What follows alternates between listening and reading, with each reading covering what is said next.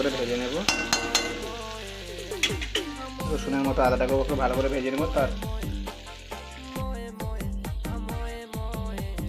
তো ফাইনালি বন্ধুরা দেখতে পাচ্ছ আমার মশলা হয়ে গেছে। এবার আমি একটু দেব হলদি গুঁড়ো আর লঙ্কা গুঁড়ো। তো দেখতে এখানে হলদি লঙ্কা গুঁড়ো দুটোই দেওয়া হয়ে গেছে। দিয়ে একটু ভালো করে একটু হালকা করে জল দিয়ে দেবো।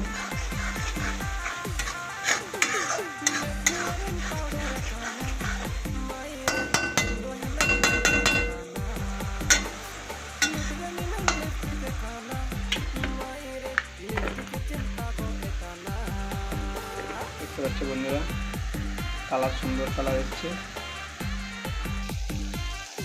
দেখতে পাচ্ছ সুন্দর কালার এসছে। এখানে তেল এলে তারপরে দিয়ে দেবো মাংস।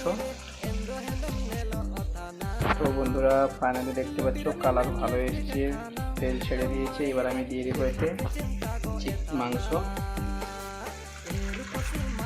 মাংসটা আগে আমি ম্যারিনেট করে রেখেছিলাম।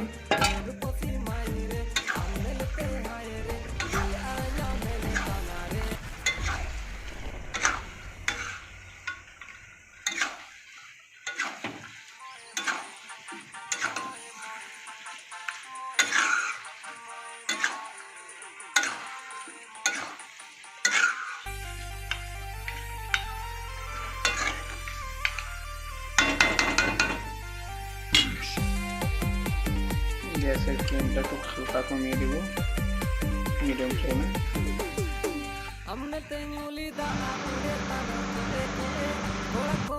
তো বন্ধুরা ফাইনালি রান্না হয়ে গেছে দেখতে পাচ্ছ।